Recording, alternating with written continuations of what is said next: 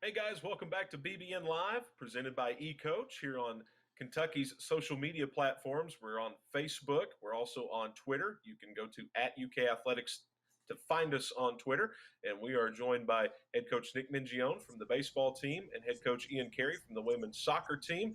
Guys, welcome back. We had a fun session earlier today, so thought we'd turn around and talk a little more about your teams right now. And Coach Mingione, we'll start with you because I know the players had to be devastated at the loss of really it was 2/3 of the baseball season.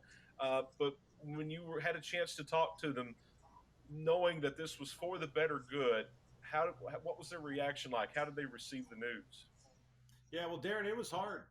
It was hard. And I don't, as we get going here, I don't want to miss the opportunity to thank the BBN for all that they've done for not only our sport, but our entire athletic department. And as you guys are watching, you guys are the ones that make this place, help make it special. So I wanted to thank everyone listening, first off. And then, I just remember sitting there talking to our guys in that locker room. And at the time, there was way more questions than answers at the time. And we're right in the middle of training. We were getting ready to leave that day to go to Vanderbilt to open the SEC play. And, my heart immediately went to our seniors because the chain of events, as you guys remember, just happened so fast. And just to think about, hey, look, not only did our series get suspended, and then a matter of, hey, look, not only did it seem like, hey, the College World Series was canceled, and then our season was at that time, being delayed and pushed back, and it was hopeful that maybe we would get to be able to play. But Darren, it was hard for those guys because when you think about all the time and effort that they spent training and preparing for that moment, some of them are in. We had six seniors. We have six seniors. This could be their last time ever playing college baseball or baseball in general, a sport they've played since they were maybe 4 or 5 years old. So it was hard, as the leader of the program, to stand there and just tell them and not have answers. That was hard. But you mentioned it. At the same time, we're doing the right thing, and it was the right thing. And, like I told our team, just because it's right doesn't make it easy. And this whole process has not been easy for any of us, right? But at the same time, just knowing we're doing the right thing. And, what's going to happen in the future? Will our seniors get a chance to play again? Who knows? That's all going to be voted upon here, hopefully shortly. But until then, just their safety. We had to make sure they were safe and with their families. So that was the biggest thing, for them to know that we're doing the right thing and we wanted them to be safe. And, who knows what the future is going to hold, but at that time, just getting them to safety. Yeah, absolutely. And Coach Carey, your program's got a lot of momentum right now heading into hopefully what will be a normal fall season, but you don't get that springtime that's so important. So what are some things that is going with your program right now as your players try to go through this pandemic, and hopefully they're all safe and healthy as well? Yeah, thank God none of them have contracted anything. They're all at home, either in their own countries or around the States. We've checked in on them on a couple of occasions since they've left campus. The majority of them all left campus last week. But again, we were the same as Nick. We were in the middle of practice when we were told, we got the news that, hey, listen, sorry, but everything is ceasing existence as we know it right now. So when the spring break happened, we gave them a time, dates, get the freshmen get their stuff out of the dorms. They moved out. We got them to safe places. Went through the protocol that we were told by the university and how to be safe, etc. And thankfully, they're all in a good place right now. So we are only limited to 2 hours a week that we can have contact with them.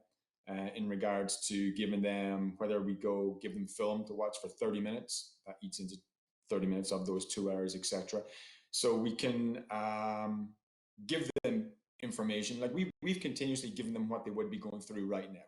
I said we were in a developmental phase of the season, and it's disappointing. And again, as Nick said, we are doing the right thing. But it was disappointing because we were flying. I've never seen the energy among the group. It was fantastic. This group were in a really, really, really good place from a soccer perspective, from a team chemistry. But that's credit to all the resources that we have at the university. So yes, disappointed that our season was cut 4 weeks early, but we know that what they've learned between coming back in January to when we broke off, and knowing that situation that we're in, it was the right thing to do. So they're in a good place. And, we're looking forward to hopefully the passing of this, that we can get them back playing over the summer and back with us for the fall. Well, we're going to think positive, Coach. What excites you most about the fall season? Because I know you touched on the energy and the team chemistry, but for fans that come to the soccer complex, what can they look forward to? Because we're going to be optimistic and say that the season will happen this fall as it normally is scheduled. Yeah, no, absolutely. Like, that's our focus. Our focus is on the season ahead. I think we can look for a team that is grounded, very humble, that will work their tails off. The thing I'm probably most excited about is we started 8 freshmen last fall, and we were so close in so many games. And I've spoke to a lot of coaches, and coach, something that a coach would say to me that not irritates me was like, oh, we should have won that game, but they were never in a position to win it, whereas we were. And due to some breakdowns, we conceded goals in the last 5 to 10 minutes and lost games that we were in control of. So knowing that those freshmen have the maturity as well as the upperclassmen that will return and the incoming class, I think it puts us into a space that this group are hungry to be successful. They've seen how close they've been. Like, you talk about, inches. They were so close to being really successful that, that's what we are all excited about as a staff and as a group. And that's where the energy comes from at practice. Like, every single person is just fighting and just wanting to get on that field. And again, the piece of, we had 4 spring games planned, right? So the actual, there's your reward after all the hard work of the spring. And we know they're only spring games, but that's their reward for the hard work. And we didn't get the opportunity to play them. So the fall, it's going to be like unleashing the wild animals from the cage, because they're hungry now and they just want to get back on that field. Coach Mingione, I wanted to go back to you really quick before we move on to some other topics we want to cover, because your team was playing some really good baseball heading into SEC play. You had some young guys that were really blooming. You think of John Rhodes, among others. Then it just sort of leaves you with a kind of a what could have been, because you didn't get to see them get that first time through the SEC. Or TJ Collette looked like he was just really coming on. What did you see out of your team in that week leading up to what would have been the SEC opener in Nashville? Well, and I'll be quick because I know you have a lot of questions you want to get to, Darren. So our team was playing its best baseball, right? We were, I think, on a 6-game winning streak. We were defending the best we have defended the field all year, and we hadn't been defending well early, and we started defending well. Our pitchers, we were getting some quality starts. They were giving us opportunities to win games, which we were doing. And then offensively, we were clicking. We were clicking on all kinds of cylinders. We had extra base hits. We were stealing bases. We had a ton going. And you're right. It's, hey, what would have happened? I believe in my heart, I know what would have happened, but only time would have been able to tell that story. But I loved where our team was, Darren, and we had grown. When you think about from where we were in the fall to where we were at that time, heading down into Vanderbilt, I believe that we were as good a place as we could have been. And, it's unfortunate, but like we said, we were doing the right thing. And I believe we're playing our best baseball. Absolutely. Guys, I wanted to, our fans always love the insight on recruiting. And so I wanted to ask you guys a little bit about your process and your focus. Obviously, you look for the best talent, but what are some traits in student athletes that you look for? Coach Mingione, let's just go ahead and start with you. What are some traits that you look for out of your baseball players? Yeah, well, again, I'm going to make this quick because I could talk for days about this, but we want to start inside our city, and we want to work from inside Lexington to the surrounding counties to the state of Kentucky, and then reach out nationwide. They call it the BBN for a reason. We are the Big Blue Nation, and you can wear this logo. Here it is. You can wear this logo any part of this country, and people know that that's Kentucky. So we can cast a huge net, but we want to start in our city and work out. In our sport, it's the run, the hit, the field, the throw, and the power. run, hit, field, throw, power, and the makeup. So once we identify that, there's really two phases to this. There's the evaluation phase, which goes first, and then there's the recruiting phase, which is second. So once we identify and evaluate that, hey, look, this potential student athlete has either the run, hit, field, throw, power, and then the sixth piece is makeup, what kind of people they are, then we proceed with the recruiting process, which we find out about where they're at, what kind of student they are. We learn a little bit about their makeup, and then we try to find out what kind of person they are, and then ultimately, the player piece. So that's how we do it. Those are the six major things: the run, hit, field, throw, power, and the makeup, and then we move into their grades and move on from there. Coach Carey, how about you? What do you look for when you're recruiting your soccer players for your program? Exactly the same as what Nick just said. I think what we started within Lexington and we spread out. The only difference between us and baseball, I would say right now, is that our net goes further afield. Our air miles go as far as Russia, all the way to Japan. We have, the last recruiting trip I was on was Lexington to Norway, to Sweden, to the Ukraine, back to Lexington. And again, it's one of those things that women's soccer, up until a year and a half ago, had a different recruiting cycle that, the top 25 American players would commit even before they would go into high school. So taking over a program and playing a little bit of catch up, knowing that with the connections that as a staff we have in Europe, that's why we opened up that door to bring in those freshmen who are sometimes a year and a half older than the freshmen that you would bring in from America, to jumpstart the program, to get ourselves in a position that we can be successful. But yeah, hitting on all those pillars, and I think the integrity piece is absolutely huge. Getting the right person, and the person and the player that fits into the mold of who we are at Kentucky. And that's why I say, piggybacking off what Nick said, we all have the same people that lead us within this department, and we all have the same pillars that we follow, and they're the type of people that we want to bring to Kentucky. You brought up a great point, and I was just thinking about the fact that I have both of you on at the same time because your sports are so global, or in baseball's case, it is an international sport. What is that like to recruit globally when you have players interested in coming to Kentucky that are from Europe or Russia or wherever the countries that you mentioned? What is that like to recruit on a global scale? I think, here's the thing: bringing a European kid in from whatever country into Lexington, and once they see Alumni Drive, they are blown away. So, to see the brand new baseball stadium at the top of the hill, unbelievable. They come down to see soccer, they see softball, they see the football stadium out being renovated. From an infrastructure standpoint, from a facility standpoint, I don't think there's anywhere better in the country. So that makeup is huge. And the BBN who come and fill our facilities, they'll agree with you. We've got the best facilities probably in the nation.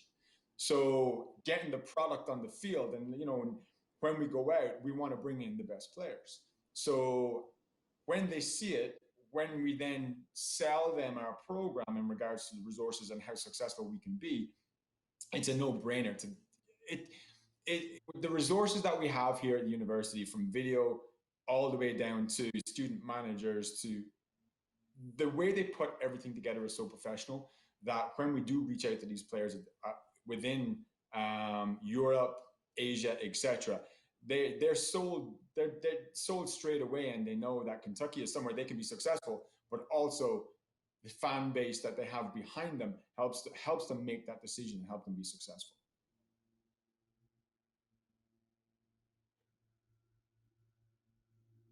Darren, you there? Yeah, Coach, I'm sorry. Okay. I was just going to say, what would you like to add to that answer about, the fact that baseball is an international sport and we see international players in the college game too? Yeah, you know what? I thought Ian did a great job. I mean, just when you think about, I just want to use this time real quick to just talk about our leadership. I believe that everything rises and falls on leadership. And when you and we have the things that Ian had mentioned, the job from Dr. Caputo to Mitch Barnhart, the job that Mitch Barnhart has done with this athletic department to be able to provide all of our sports, not just one or two, to be able to provide all of our sports with the things that we need necessary, whether it be facilities, whether it be academic support, whatever it might be. We have so many good things in place. And it starts with Mitch Barnhart, the job that he's done, getting the right people in the right spots to be able to provide all this. It allows us to recruit not only here in our city, but not only nationwide, to Ian's point, worldwide. Absolutely. And to that point, we've had a question submitted to us. I think about some intro videos that we've seen with the teams this year, and the video starts with "All roads lead to Kentucky." So I want to ask you both, what does the Kentucky road mean to you? And whoever would like to go first. Coach Minge, if you want to go first, that's fine. Yeah, you know what? I think about the people of our state and the Kentucky road, and not only, in our world, we're talking about athletics, but I love the hashtag We Are UK, because it's about something bigger than ourselves. It's about the University of Kentucky.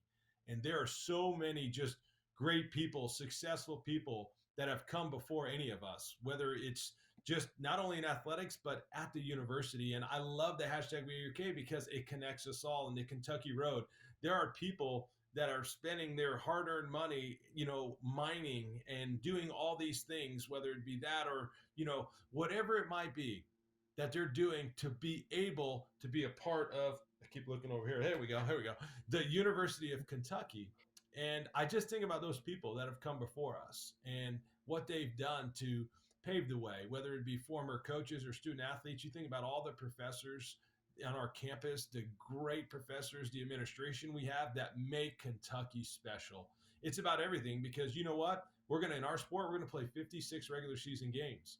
And we're only allowed to practice 4 hours a day with them. So what's going to happen those other 20 hours that they're away from us? And they're going to spend a lot of that on our campus around some amazing people that just make Kentucky special. And I just think about our fan base, the Kentucky road, and all the people that have come before us that have made this one of, if not the premier university in all the SEC in the country. Coach Carey, how about you? What in your mind makes Kentucky special? What is the Kentucky road? Well, I think I've came to the end of my road. Well, I hope I have. I think this is my destination. We always talk about, where do you see yourself spending the rest of your life? And I think everything that the university has to offer, every single coach that works here, administration, etc., like this is where we want to be. Have to be so thankful for the department, Jason Cummins, etc., who I've worked really closely with, and Sean Umbrell for the creation of this Kentucky road. We use this as very much as a tool in regards to when we bring recruits on campus, that, hey, you invest 4 years in us and you will get 40 years back in return.